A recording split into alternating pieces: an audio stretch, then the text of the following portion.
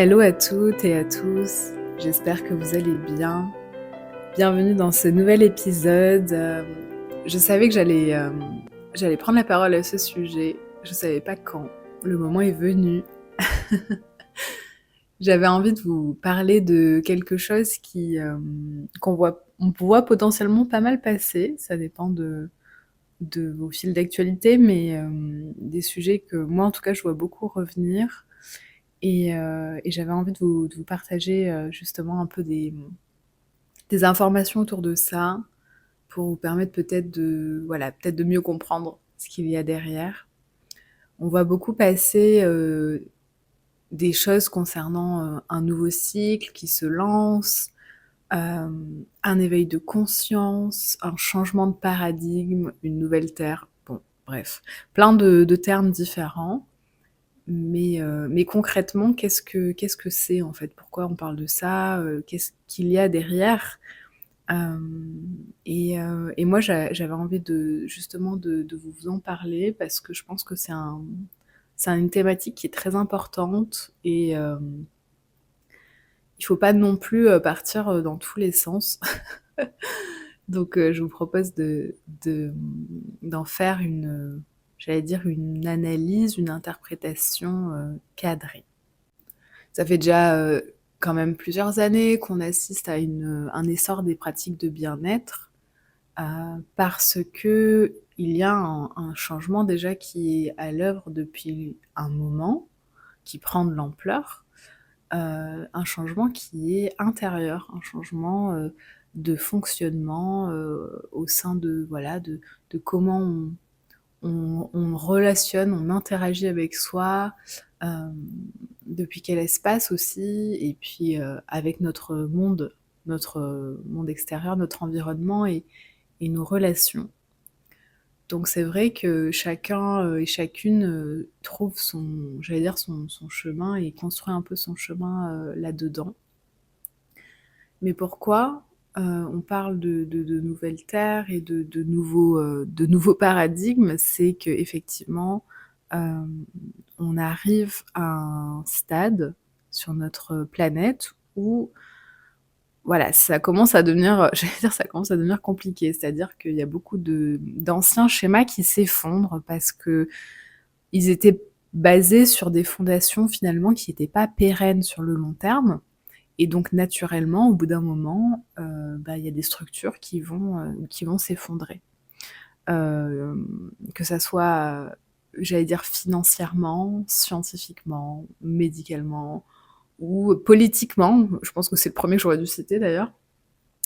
Par rapport à, voilà, tous les conflits aussi, qui ont lieu, dans le monde aujourd'hui. On est vraiment en train de traverser quelque chose qui est très dure et qui est vraiment résultante de nos systèmes, de nos schémas et de nos anciens, systèmes de croyances aussi. Et ce qui se passe en parallèle de tout ça, c'est, tout ce travail invisible, tous ces changements de conscience, ces prises de conscience, toutes ces prises de conscience, sur justement ces systèmes-là qui correspondent plus forcément. Et c'est comme s'il y avait j'allais dire un mouvement qui est pas forcément très, très visible encore, mais qu'on voit quand même déjà, avec un besoin justement de renouveler tout ça. Et toutes ces prises de conscience, ces éveils de conscience, ces personnes qui cheminent, que ça soit dans tous les domaines, je parle pas que, du domaine du bien-être, mais je parle, dans les domaines aussi politiques, associatifs, dans tous les domaines en fait, il y a des personnes qui sont en prise d'initiative pour, amorcer des changements. Et je pense que ce changement, il est vraiment nécessaire dans nos sociétés. Il est vraiment important. Et là où on a un vrai challenge aujourd'hui, c'est que depuis cet espace de chaos et d'effondrement collectif, en fait, c'est quelle décision on va prendre et vers quoi on va se tourner aussi. Parce que c'est facile de se tourner vers, j'allais dire une forme d'extrémisme, de colère, de séparation et cetera. Alors qu'en fait, on n'a pas besoin de plus de séparation sur terre, en fait. On a besoin justement de guérir. On a besoin de réunifier et ça, c'est vraiment pour moi le cœur de ce changement, en fait, collectif qu'on est en train de vivre. C'est de sortir de cette illusion de la séparation, de la différence, de la méfiance, voilà. C'est de sortir de ça pour aller vers quelque chose de beaucoup plus réunifié, beaucoup plus apaisé et beaucoup plus, j'allais dire beaucoup plus doux dans le sens où en fait on a besoin de guérison, je le redis, mais on a vraiment besoin de ça et c'est pas par la violence, la force qu'on va y parvenir. C'est par une structure, bien sûr, c'est une organisation structurelle, mais de douceur et de guérison aussi. C'est assez abstrait, hein. C'est vraiment de vous partager en fait l'idée, le mouvement, la direction à prendre. C'est pas, j'ancre pas des faits, hein. C'est vraiment, j'allais dire, c'est vraiment une vision que je vous partage là. Et, et donc oui, on a vraiment besoin de ça. Et en fait, moi c'est mon domaine, donc c'est celui, j'allais dire, que je peux l'aborder le plus facilement de ce que je vois dans ce qui est du développement personnel et des thérapies holistiques, hein. On est vraiment sur une réparation intérieure des personnes, hein, des personnes qui prennent leur responsabilité de dire: «OK, qu'est-ce que je peux faire à mon échelle?» Et déjà, commencer à prendre soin de moi, c'est un grand pas. Parce que on est responsable de son propre vaisseau, hein. Notre vaisseau, c'est notre corps, notre personne. Et commencer déjà par soi, ben, c'est un grand pas, en fait, déjà. C'est un grand pas et beaucoup de personnes le prennent, le font. Moi, c'est un chemin que j'ai aussi choisi d'emprunter il y a plus d'une douzaine d'années maintenant. Et, et de plus en plus, en fait, on a cette conscience et on fait ce pas vers soi. Et dans cette guérison intérieure que l'on s'offre progressivement, c'est bien sûr quelque chose qui prend du temps, mais en faisant cette démarche-là, en fait, on a cette démarche de réunification avec soi.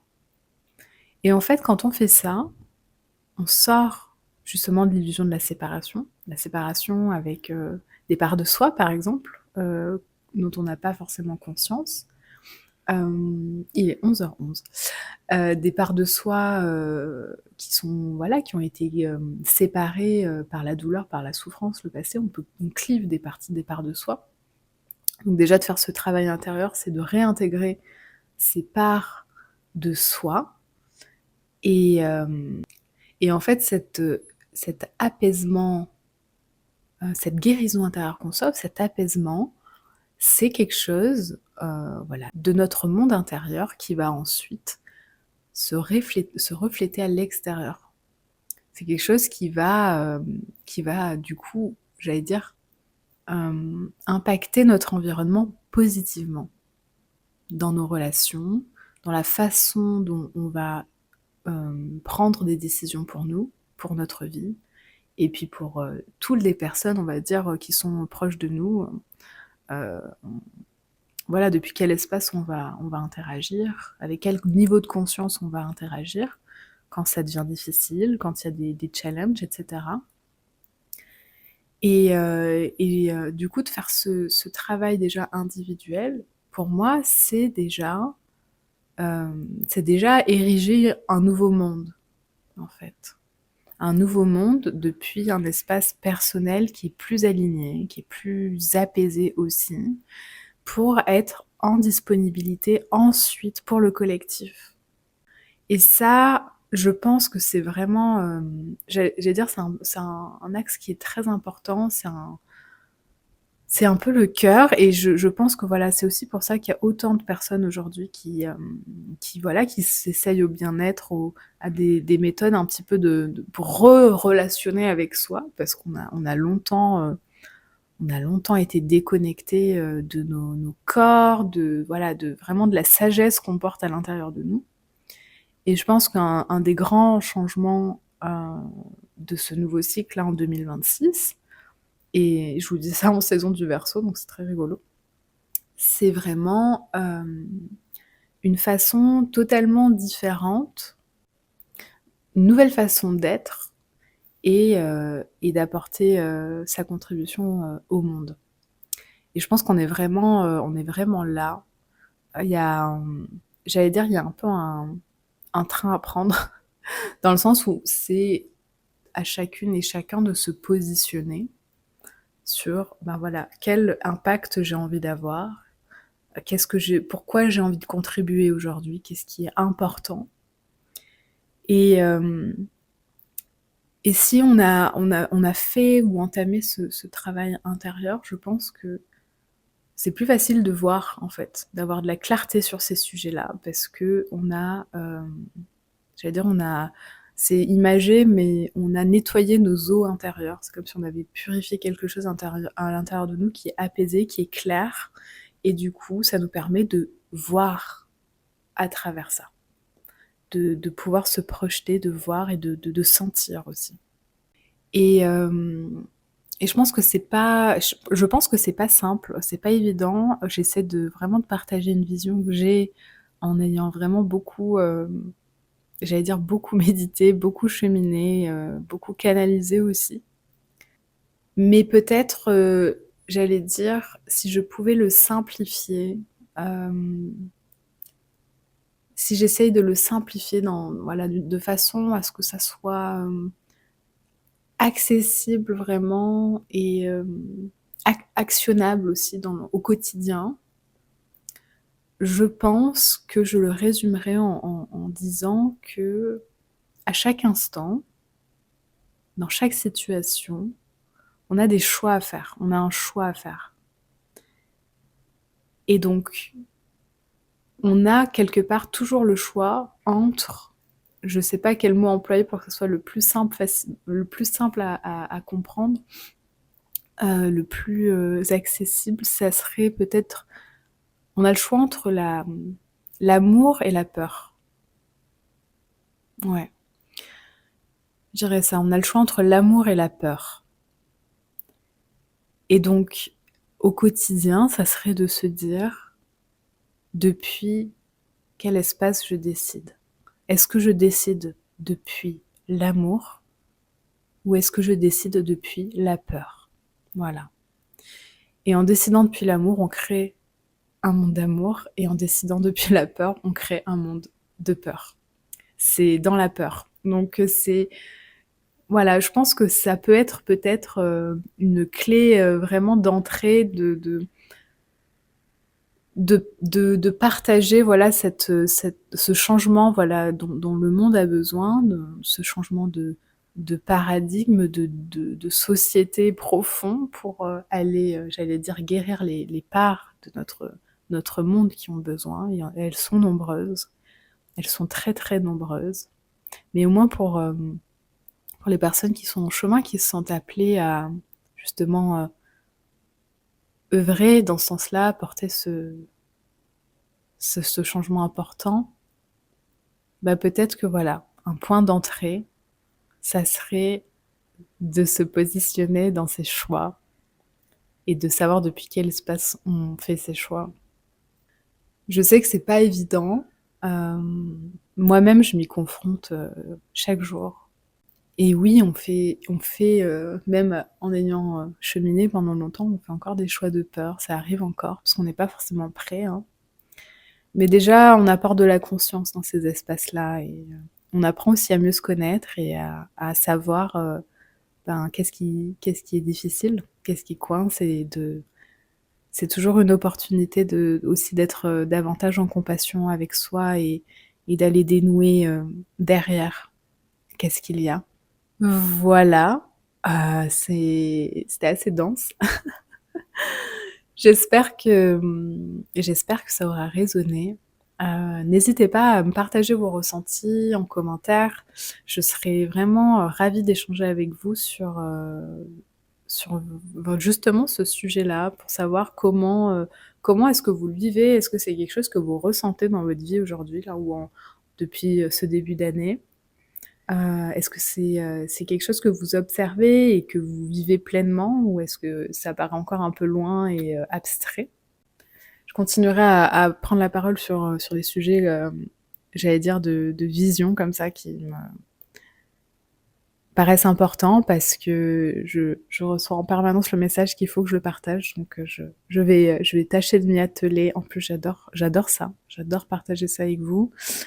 Si vous l'avez pas encore fait, n'hésitez pas à vous abonner et à rejoindre, ma seconde page Instagram qui s'appelle Soleilla Rituel, et qui est vraiment un espace où je vais davantage parler, de sujets qui vont être très, très importants dans ce nouveau cycle, autour, de ce qui est du travail vibratoire, du travail énergétique et de l'alignement, et voilà, comment avec certains outils, on peut travailler ça. Moi qui suis très, très attachée, à tout ce qui est routine, parce que pour moi c'est quelque chose qui doit, être partie intégrante de nos quotidiens, en fait, et c'est ça qui fait la force et la puissance aussi de ces outils-là, que moi je pratique depuis des années et que j'explore, et que voilà, je pense que pour ce nouveau monde, cette nouvelle réalité, on a besoin de super humains et de super humaines qui, voilà, qui ont ces routines-là, d'ancrage et d'alignement, vibratoire pour notre monde, pour contenir, la lumière. Je vous remercie pour votre écoute, et en attendant de vous retrouver bientôt, je vous dis à très vite. Merci pour ton écoute. Si ce partage a résonné en toi, n'hésite pas à me le dire en commentaire. Et si tu penses que ça pourrait inspirer quelqu'un que tu connais, n'hésite pas à partager Aligned autour de toi. Tu peux me retrouver sur tous mes réseaux sociaux et découvrir mes accompagnements sur mon site. À très vite!